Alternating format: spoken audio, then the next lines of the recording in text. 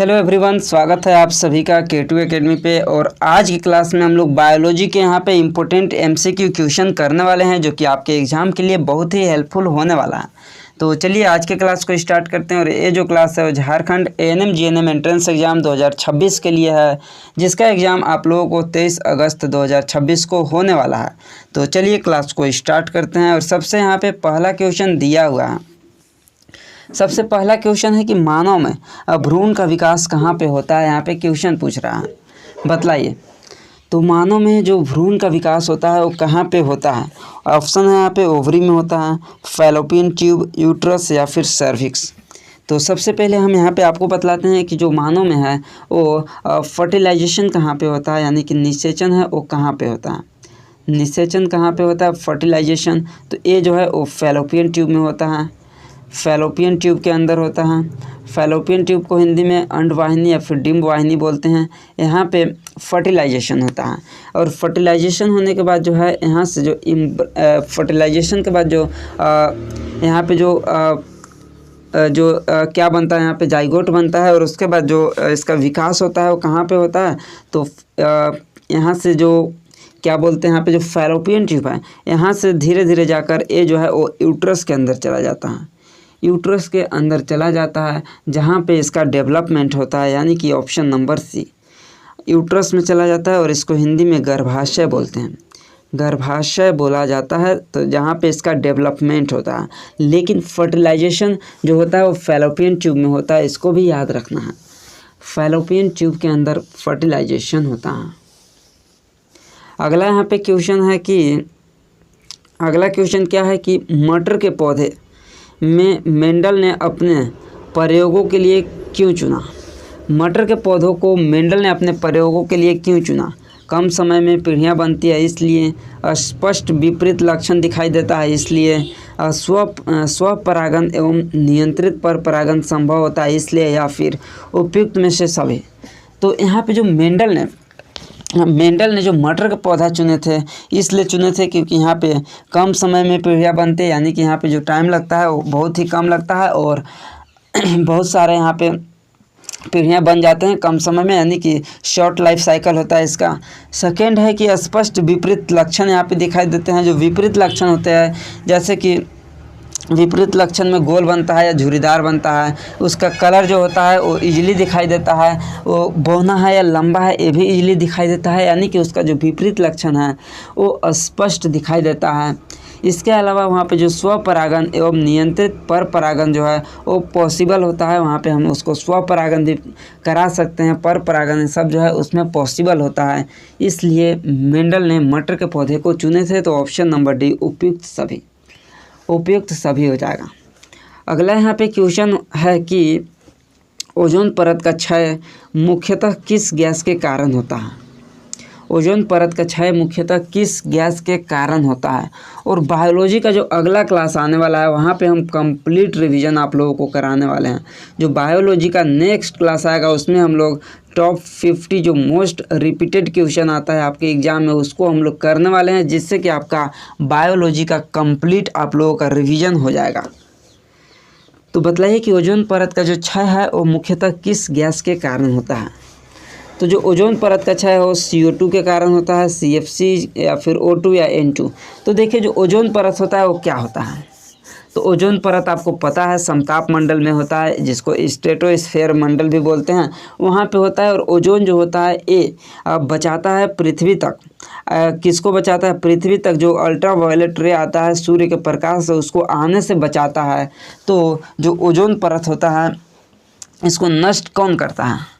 तो ओजोन परत जो है इसको नष्ट करने में जो होता है वो CFC यानी कि क्लोरोफ्लोरोकार्बन जो होता है ये इसको जो है वो हानिकारक पहुंचाते हैं, यानी कि ओजोन जो परत होते हैं उसको नष्ट करने में इसका भूमिका होता है। यानी कि जो बहुत ही खतरनाक यहाँ पे गैस बोल सकते हैं क्लोरोफ्लोरोकार्बन्स जो होते हैं, जैसे कि ये किस में निकलते हैं, जैसे कि पुराने फ्रिज हो गया, AC हो गया, ये सबसे क्लोरोफ्लोरोकार्बन गैस निकलता है जो कि ओजोन परत को हानि पहुँचाता है।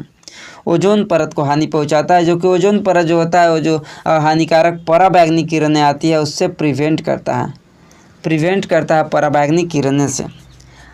अगला क्वेश्चन है यहाँ पे कि मानव में मासिक धर्म यानी मेंस्ट्रुअल लगभग कितने दिन का अंतराल पे होता है। जो मानव में है मेंस्ट्रुअल साइकिल कितने दिन का अंतराल पे होता है, 14 डेज, 21 डेज, 28 डेज या 35 डेज। जो नॉर्मल होता है अब मेंस्ट्रुअल साइकिल वो 28 डेज का होता है, यानी कि 28 दिन का होता है। अगला यहाँ पे क्वेश्चन दिया हुआ है कि निम्न में से कौन सा गर्भ निरोधक का उदाहरण है। बतलाइए कि आपको यहाँ पे इसमें जो दिया गया है इसमें से कौन सा गर्भ निरोधक का उदाहरण है। आपके सामने यहाँ पे ऑप्शन दिया है कि ऑप्शन ए है यहाँ पे कॉन्डोम, ऑप्शन बी है वैक्सीन, ऑप्शन सी है एंटीबायोटिक और ऑप्शन डी है ORS।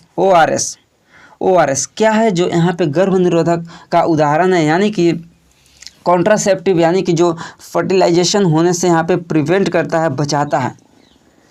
कौन सा है यहाँ पे बतलाइए।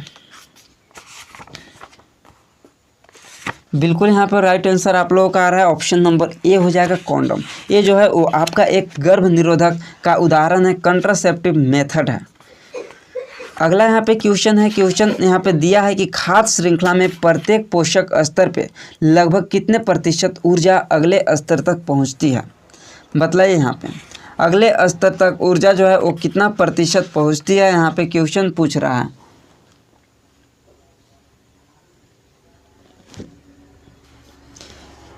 अगर इसमें और जानना चाहते हैं तो इसके अलावा भी आपको और भी मिल सकता है, जैसे कि आपको कॉपर टी हो गया, इसके अलावा आपको कॉपर टी हो गया, लिपेस लूप एक करके आता है, लिपेस लूप करके आता है, वो भी होता है कॉन्ट्रासेप्टिव का उदाहरण में। इसके अलावा और क्या क्या हो जाएगा बतलाइए। तो आपके 10th के NCERT में बस यहाँ पे 2-3 ही एग्जाम्पल दिए गए हैं जो कि आपका कॉन्ट्रासेप्टिव मेथड में आ जाएगा। अब यहाँ पे जो क्वेश्चन है कि खाद्य श्रृंखला में जो प्रत्येक पोषी स्तर में है लगभग कितना प्रतिशत ऊर्जा का ट्रांसफ़र होता है, यानी कि एक पीढ़ी से दूसरे, जो एक पोषी स्तर से दूसरे पोषी स्तर में जाता है ऊर्जा, वो कितना जाता है बतलाइए यहाँ पे। तो 10% जाता है, बिल्कुल सही आंसर है। जो 10% लिंडमैन का ऊर्जा स्थानांतरण का नियम है उसमें बतला है कि एक पोषी स्तर से दूसरे पोषी स्तर में 10% ही जाता है, 10% ही जाता है। बिल्कुल यहाँ पे आप लोगों का आ रहा है आंसर। इसमें जो है वो टैबलेट वगैरह भी आते हैं, तो गर्भ निरोधक यहाँ पे गोलियाँ आता है, बिल्कुल गोलियाँ भी आती है। अगला यहाँ पे क्वेश्चन है कि यदि शरीर में आयोडीन की कमी हो जाए तो कौन सा रोग हो सकता है। बतलाइए यहाँ पे यदि शरीर में आयोडीन की कमी हो जाए तो कौन सा रोग हो सकता है। डायबिटीज, गोइटर, एनीमिया या फिर रिकेट्स। तो आयोडीन की कमी होता है तो यहाँ पे गोइटर होता है, जिसको यहाँ पे घेंघा बोलते हैं, घेंघा रोग होता है, गोइटर होता है। और आयोडीन जो होता है वो थायराइड हार्मोन के संश्लेषण के लिए आवश्यक होता है। क्लियर है। अगला यहाँ पे क्वेश्चन दिया हुआ है कि क्वेश्चन तंत्रिका तंत्र का कौन सा भाग संदेश को कोशिका शरीर से दूर ले जाता है। डेंड्राइट्स, एक्सॉन, साइटोन या फिर सिनेप्स। तो एक न्यूरॉन यहाँ पे जो है इसके अंदर का कौन सा भाग होता है जो कि संदेश को, यानी कि जो भी इम्पल्स होते हैं उसको one part two another part में ले जाने का काम करता है, यानी कि शरीर से दूर ले जाने का काम करता है संदेश को। तो वो जो होता है वो एक्सॉन होता है, एक्सॉन होता है। ऑप्शन नंबर बी पे देखिए, जो एक्सॉन होता है वो तंत्रिका कोशिका का एक लंबा होता है और एक पतला प्रक्षेपण होता है, जो कि विद्युत आवेगों को, न्यूरॉन को, कोशिकाओं को शरीर से एक दूर ले जाने का काम करता है।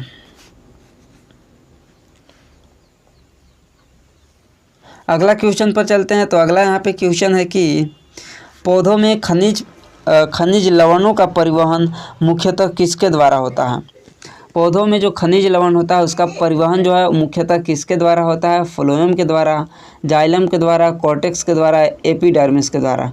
तो आप लोगों को हम बतलाएं जल का परिवहन किसके द्वारा होता है, जाइलम के द्वारा। और भोजन का परिवहन किसके द्वारा होता है, तो भोजन का परिवहन जो होता है फ्लोएम के द्वारा। लेकिन यहाँ पे पूछ रहा है कि खनिज लवणों का परिवहन किसके द्वारा होता है, तो खनिज लवण का भी परिवहन जो होता है वो जाइलम के द्वारा होता है। यानी कि जाइलम के द्वारा क्या क्या होता है, खनिज लवण हो गया, जल का भी होता है, खनिज लवण का भी परिवहन होता है जाइलम के द्वारा।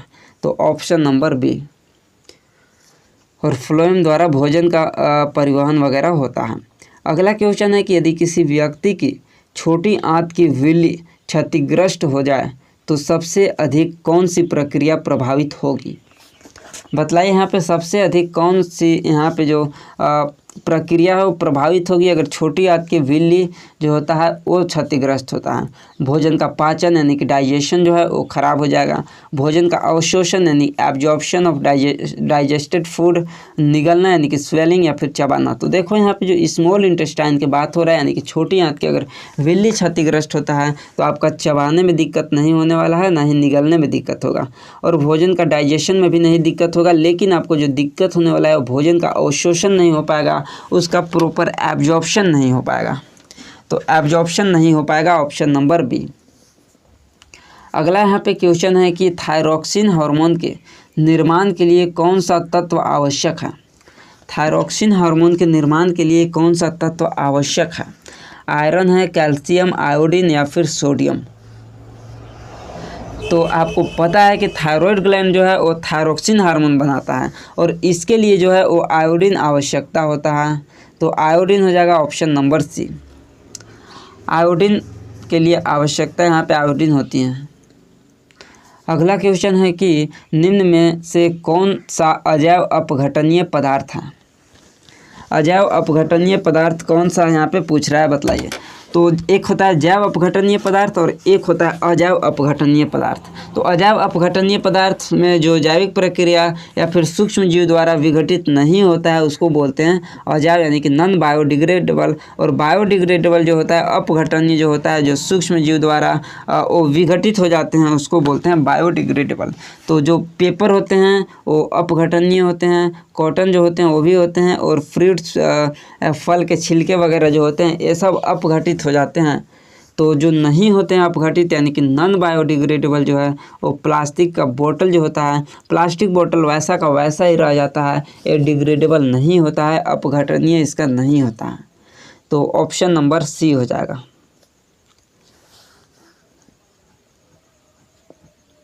अगला यहाँ पे क्वेश्चन दिया हुआ है कि यदि किसी पारिस्थितिक तंत्र से सभी अपघटक समाप्त हो जाए तो क्या होगा? अगर पारिस्थितिक तंत्र से सभी अपघटक यानी डिकम्पोजर जो है वो समाप्त हो जाए तो क्या होगा? अगर समाप्त हो जाएगा तो मृत जीवों का अपघटन रुक जाएगा, बिल्कुल सही है। मृत जीवों का जो अपघटन है वो नहीं होगा। प्रकाश संश्लेषण बढ़ जाएगा, यह गलत है। ऑक्सीजन समाप्त हो जाएगा, यह भी गलत है। और खाद्य श्रृंखला समाप्त हो जाएगा, यह भी गलत है। अगर ये अपघटक जो समाप्त होते हैं तो ये जो है वो मृत जीवों का अपघटन रुक जाता है। अगला यहाँ पे क्वेश्चन दिया हुआ है कि निम्न में से कौन सा युग्म सही सुमेलित है?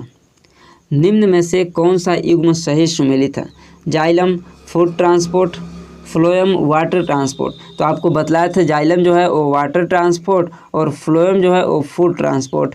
नेफ्रॉन फिल्ट्रेशन ऑफ ब्लड और एल्वियोली यानी कि डाइजेशन। तो देखिए यहाँ पे जो एल्वियोली होता है ये रेस्पिरेशन में हेल्प होता है ना कि डाइजेशन में। तो यह भी गलत है, ये भी गलत है, बी भी गलत है। और ऑप्शन सी पे जो नेफ्रॉन दिया है ये फिल्ट्रेशन ऑफ ब्लड। और नेफ्रॉन जो होता है वो फंक्शनल यूनिट ऑफ किडनी होता है और किडनी का क्या काम होता है? तो फिल्ट्रेशन ऑफ ब्लड। तो ऑप्शन नंबर सी जो है वो राइट है, जो नेफ्रॉन हो जाएगा वो फिल्ट्रेशन ऑफ ब्लड, जो कि यहाँ पे करेक्टली मैच है।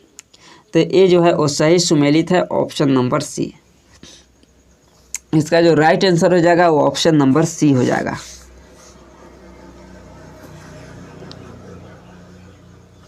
अगला यहाँ पे क्वेश्चन है कि विकास के संदर्भ में प्राकृतिक चयन के सिद्धांत किसने दिया था? बतलाइए, विकास के संदर्भ में प्राकृतिक चयन का सिद्धांत किसने दिया था? ग्रेगर मेंडल ने, चार्ल्स डार्विन ने, ह्यूगो डी व्रीज ने या फिर लैमार्क ने? बतलाइए यहाँ पे कौन दिए थे, यहाँ पे बतलाइए। तो यहाँ पे देखिए जो विकास के संदर्भ में जो प्राकृतिक चयन का सिद्धांत दिए थे, नेचुरल सिलेक्शन जो दिए थे वो कौन दिए थे? तो चार्ल्स डार्विन ने दिए थे, ऑप्शन नंबर बी। और कब दिए थे? तो 1959 में दिए थे। 1959 में जो इनके एक बुक था on the origin of species, इसमें इन्होंने बतलाए थे नेचुरल सिलेक्शन का सिद्धांत के बारे में। अगला यहाँ पे क्वेश्चन और एक और चीज़, यहाँ पे जो ग्रेगर मेंडल है इनको अनुवांशिकी के जनक बोलते हैं। अनुवांशिकी के जनक किनको बोलते हैं? तो ग्रेगर मेंडल को बोलते हैं। अगला यहाँ पे क्वेश्चन है कि यदि किसी लंबे यदि किसी पौधे को लंबे समय तक अंधेरे में रखा जाए तो सबसे पहले क्या प्रभावित होगा?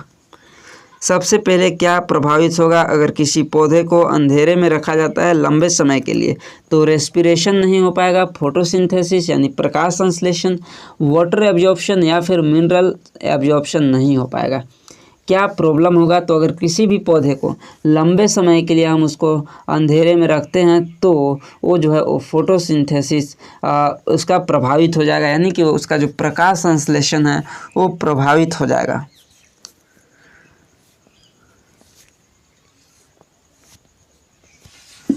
क्लियर है? प्रकाश संश्लेषण जो है सूर्य के प्रकाश में ही होता है, तो अंधेरे में रखने पे फोटोसिंथेसिस उसका नहीं हो पाएगा। अगला क्वेश्चन है कि दो न्यूरॉन्स के बीच का अंतर है।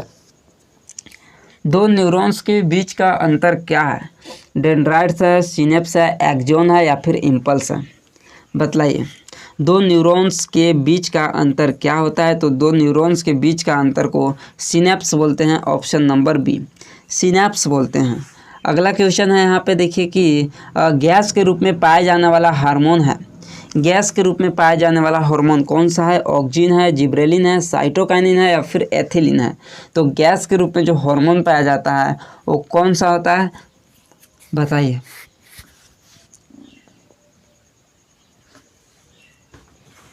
तो गैस के रूप में जो हार्मोन पाया जाता है वो एथिलीन होता है। एथिलीन होता है जो कि फलों को पकने हो गया में हेल्प करता है, या फिर पत्तियों को उसको झड़ने में हेल्प करता है, या फिर पौधा का जो उम्र होता है उसको बढ़ाने की प्रक्रिया में महत्वपूर्ण भूमिका निभाता है। कौन? तो एथिलीन। और ये जो होता है वो गैसीय अवस्था में होता है, यानी कि गैस के रूप में पाया जाने वाला हार्मोन है। अगला यहाँ पे क्वेश्चन है कि इनमें से कौन सा हार्मोन दूध का निर्माण करता है? Which of these hormone produce milk? FSH यानी फॉलिकुलर स्टिमुलेटिंग हार्मोन, LH यानी कि ल्यूटिनाइजिंग हार्मोन, TSH यानी कि थायराइड स्टिमुलेटिंग हार्मोन या फिर प्रोलैक्टिन? कौन सा हार्मोन है जो कि मिल्क प्रोडक्शन में हेल्प करता है? तो मिल्क का जो प्रोडक्शन में हेल्प करता है वो कौन सा हार्मोन करता है? तो जो हेल्प करता है वो कौन करता है? तो आपका जो हेल्प करता है वो प्रोलैक्टिन हार्मोन करता है। प्रोलैक्टिन हार्मोन जो होता है वो एंटेरियल पिट्यूटरी ग्लैंड से निर्मित होता है, जो कि मेमरी ग्लैंड होते हैं, स्तन ग्रंथि होते हैं, वहाँ से दूध उत्पादन के लिए इसको उत्तेजित करता है। और जो प्रोलैक्टिन हार्मोन है ये दूध उत्पादन के लिए यहाँ पे महत्वपूर्ण भूमिका निभाता है। ऑप्शन नंबर डी हो जाएगा। इसके बाद अगला यहाँ पे क्वेश्चन है कि यदि हमारे आहार में आयोडीन की कमी हो जाए तो किस प्रकार का रोग होने की संभावना है? बतलाइए किस प्रकार के होने की संभावना है, और इसका आंसर आप लोग कमेंट करके बतलाइएगा। ये लास्ट क्वेश्चन है और आप लोगों को अगली क्लास से जो होने वाला है वो बायोलॉजी का रिवीजन क्लास होने वाला है, और बायोलॉजी का अगले हम टॉप 50 क्वेश्चन लेकर आने वाले हैं एक ही क्लास के अंदर, और 2 से 3 क्लास में बायोलॉजी का कम्प्लीटली रिवीजन कराएंगे। इसी तरह फिजिक्स का भी कराएंगे, केमिस्ट्री का भी कराएंगे, और मैथ्स का क्लासेस, इंग्लिश का क्लासेस और जीके का क्लासेस कंटिन्यू चल रहा है, तो आप लोग उसको भी जाकर वहाँ पे देख लीजिएगा। तो मिलते हैं हम अगली क्लास में।